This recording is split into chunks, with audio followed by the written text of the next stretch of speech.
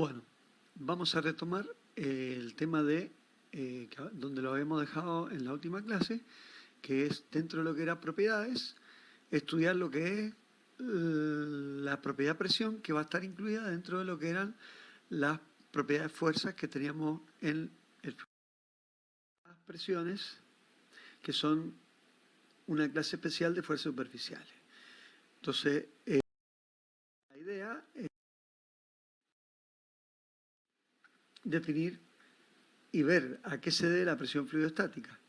Si vemos que tenemos un conjunto de moléculas sobre un volumen de control que tiene superficie, la presión es un efecto macroscópico del que ejercen las moléculas en sus choques contra las paredes del fluido. Entonces, aunque el fluido esté en reposo, esta interacción de moléculas se refleja en lo que nosotros vamos a definir lo que es la presión, que es una fuerza macroscópica superficial. Entonces tenemos, para definirla, si consideramos un elemento de diferencial de área, con una orientación según su normal, y vamos a ver que en el interior aparece una fuerza macroscópica diferencial de F que está ejercida por el fluido del lado en donde está contenido. Es una fuerza con una magnitud proporcional al diferencial de área, y en el caso de movimiento, podemos ver si es movimiento como sólido rígido o en reposo, no va a depender de la orientación del diferencial de área, sino que la magnitud depende del valor de ese diferencial de área. Su dirección, como hemos dicho, es normal, y en la notación matricial se escribe de la siguiente forma. Esto es una función que se llama alta de Kronecker, que vale 0 cuando su índice I es distinto del J y 1 cuando el índice I es igual a la J. Por lo tanto, cuando lo escribimos matricialmente y se ciclan estos índices, cada vez que el I sea igual al J, esta delta vale 1, por lo tanto, el 1 multiplicado por P te da el valor de la presión. Entonces, una fuerza la puedo escribir de esta forma vectorialmente, o bien, como puede verse acá, si la describo a través del tensor de tensiones, los términos estarían ocupando la diagonal. Por lo tanto, cuando multiplique por los versores, por los componentes del versor normal este tensor, me va a quedar la fuerza de presión en las tres caras del sólido en el que estoy conteniendo ese fluido. Entonces, si estas fuerzas, o estas tensiones, perdón, fueran diferentes, vamos a ver que estaríamos hablando de tensión y no de presiones. Si hiciese un cambio de eje que me permitiese aparición de términos fuera de la diagonal de esta matriz, esto sería incompatible con la definición de sólido rígido o fluido en reposo, porque un sólido rígido se deformaría o se rompería cuando tengo tensiones tangenciales, y un fluido en reposo empezaría a moverse porque no podría estar en reposo por la propia definición de fluido. Luego, la presión la vamos a escribir de esta forma, y el signo negativo porque el estado es de compresión.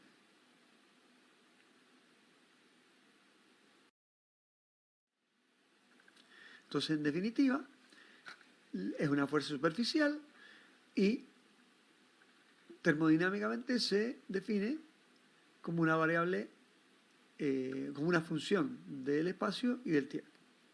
Sus unidades son los pascales o bien newton sobre metro cuadrado, y hemos dicho que tiene un origen microscópico y que la cantidad de movimientos neta por unidad de tiempo transportada por las moléculas que atraviesan esa o que chocan contra ese diferencial de área debido a esa agitación molecular. ¿Sí? El origen de la transferencia está claro que es colisiones en gases y en líquido o fuerzas intermoleculares en líquido. La definición que ustedes conocen, con la que están familiarizados, es esta que ven acá. Bueno, entonces lo que tenemos ahora es que vamos a empezar a ver algunas características relacionadas con la presión fluidostática. Si los fluidos están en reposo, en el caso de líquidos y gases, hablamos siempre de presión. Si los fluidos están en movimiento o los sólidos están en reposo, se hablaba de tensión.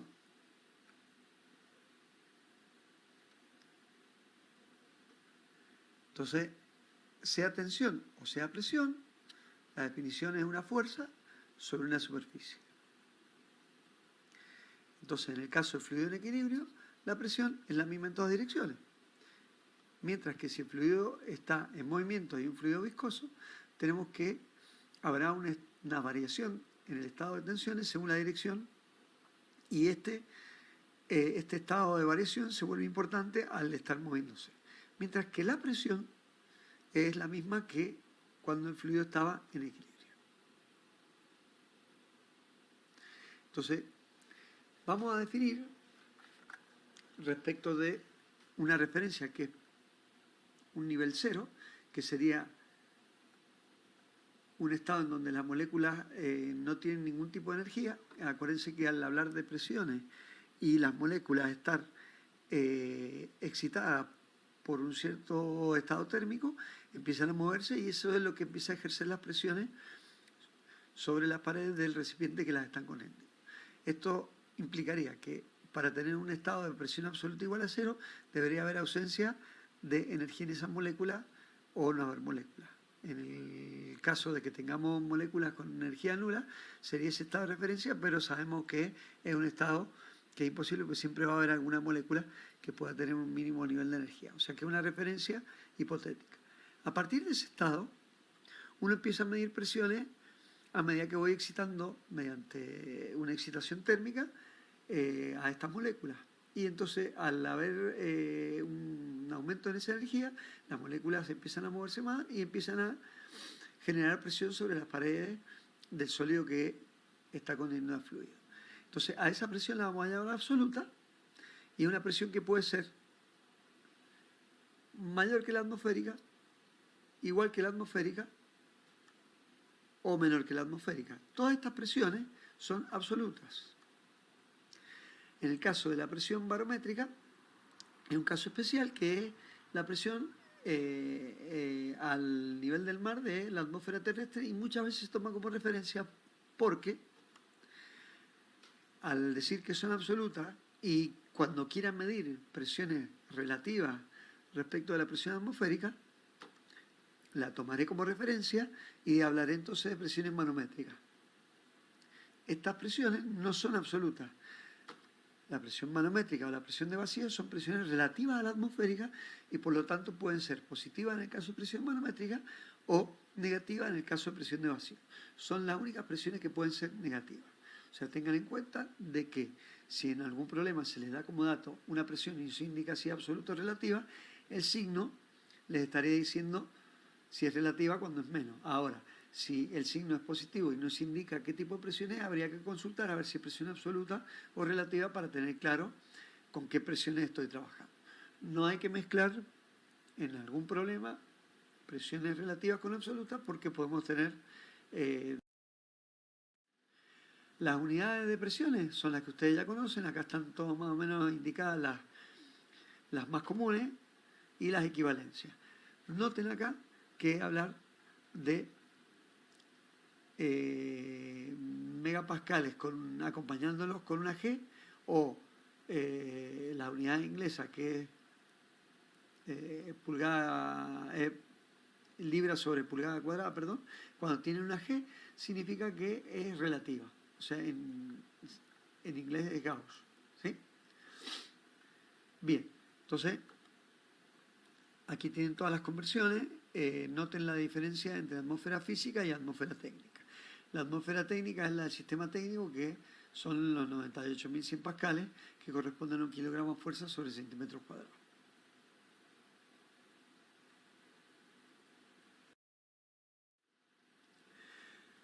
Recuerden que, independientemente del tipo de fuerza, si tengo que mover una partícula fluida o interactuar con una partícula fluida, realizarán un trabajo.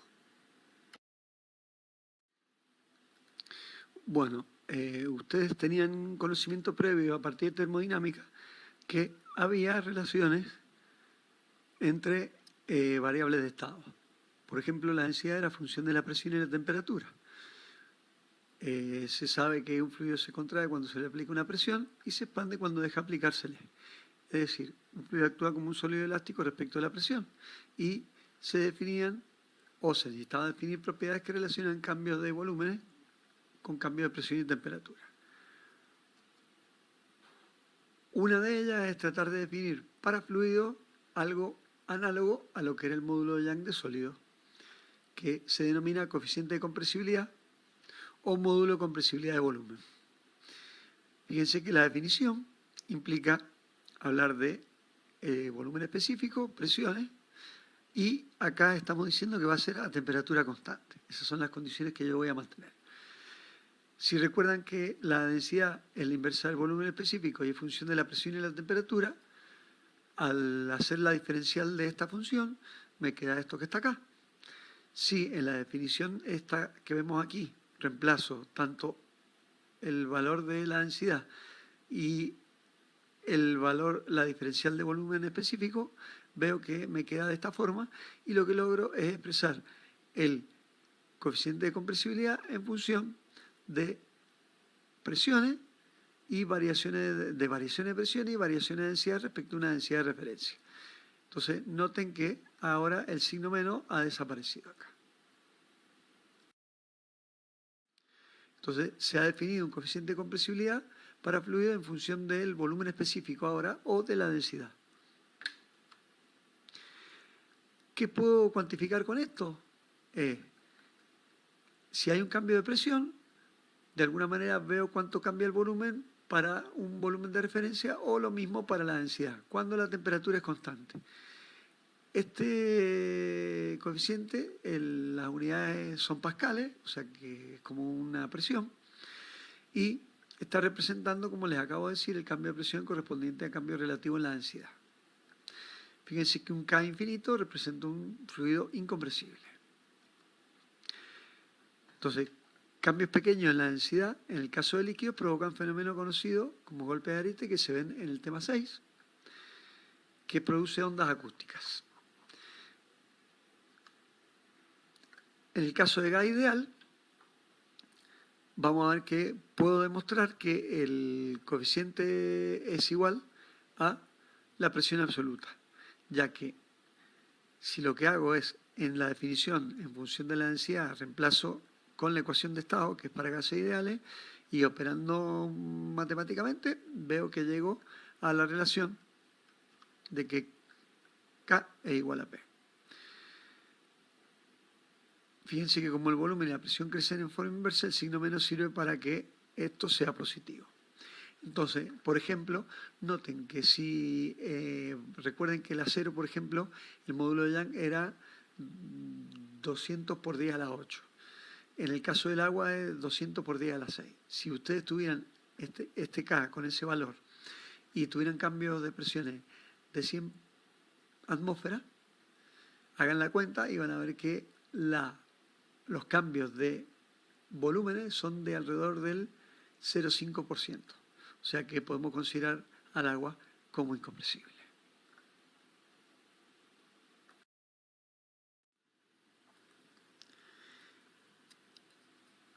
Siguiendo con las relaciones entre densidad, presión y temperatura, podría también ver que la densidad en fluido es más dependiente de la temperatura que de la presión.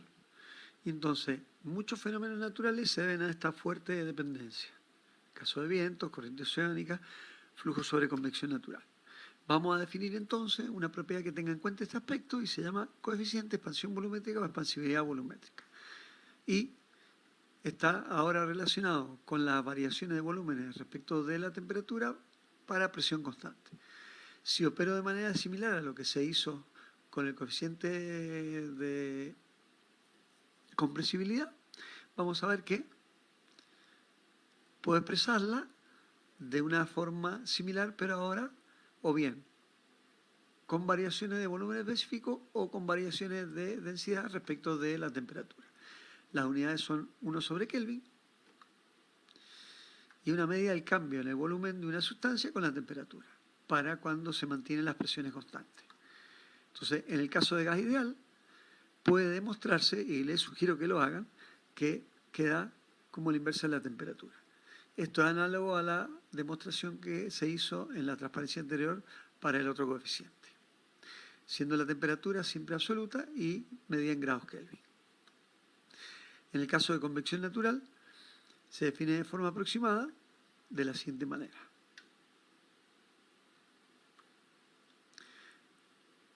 Insisto en que demuestren esta relación utilizando esta definición.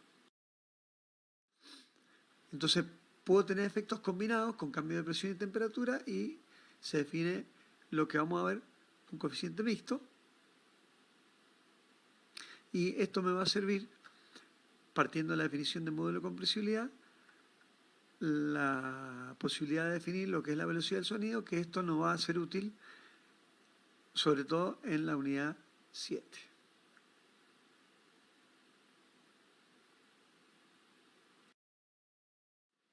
Entonces, en resumen, hemos logrado definir un coeficiente de compresibilidad, un coeficiente de expansión volumétrica, y se puede hacer una mezcla de los dos para obtener un coeficiente mixto.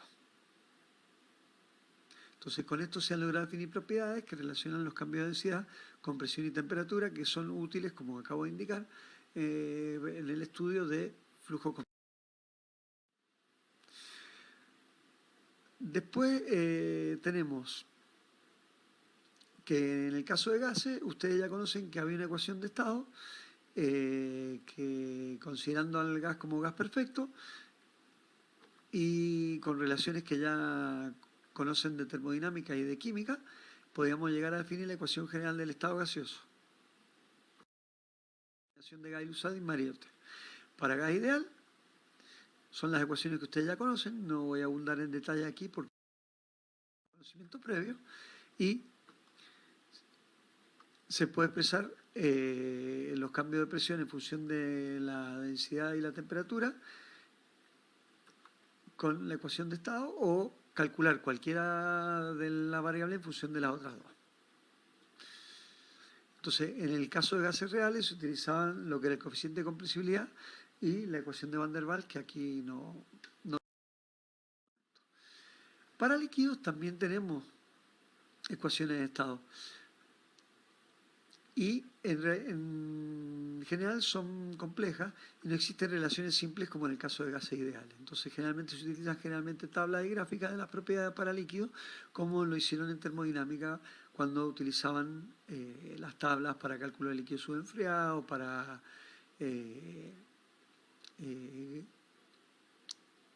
gas sobrecalentado o vapor húmedo, etcétera, etcétera. En general, la densidad del líquido decrece ligeramente con la temperatura y aumenta moderadamente con la presión. Y una ley para líquidos puede ser esta que está indicada acá con estos coeficientes para agua.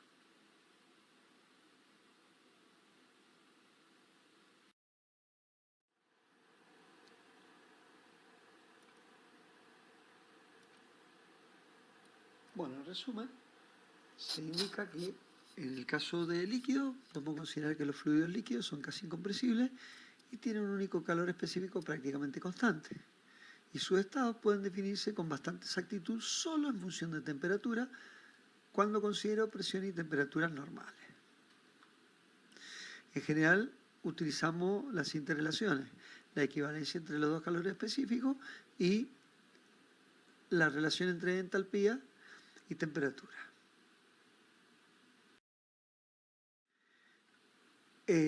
Otra propiedad que habíamos visto para fluido era la tensión superficial, también está relacionada con los esfuerzos, y la evidencia en la tensión superficial son las gotitas que se forman en las hojas o los insectos que pueden caminar en el agua. Entonces,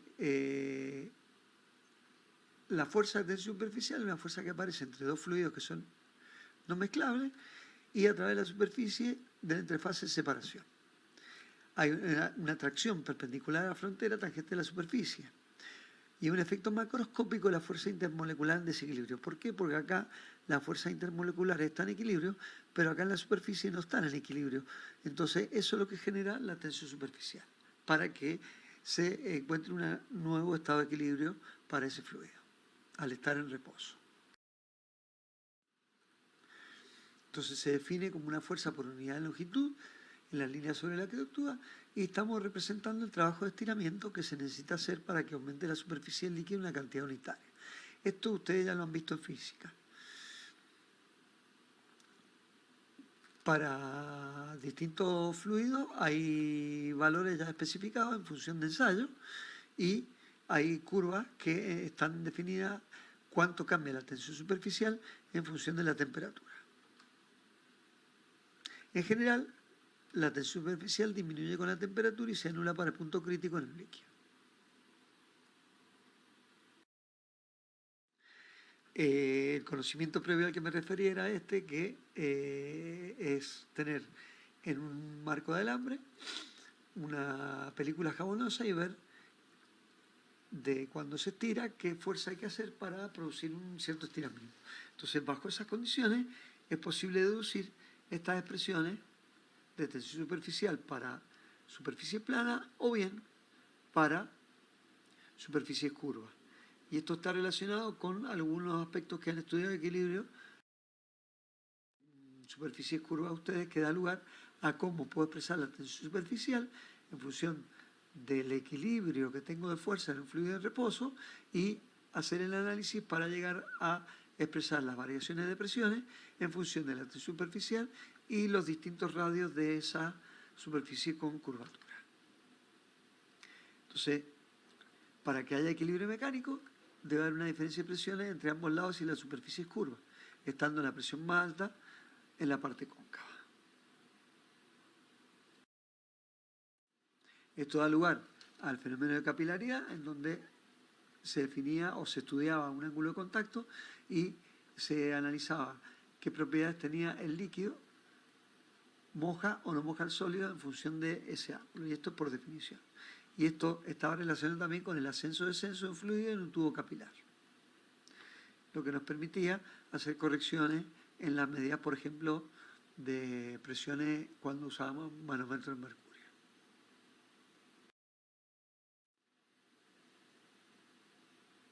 Entonces, todas las propiedades que hemos visto hasta ahora no indican si el fluido está en reposo o no. Son propiedades de estado del fluido.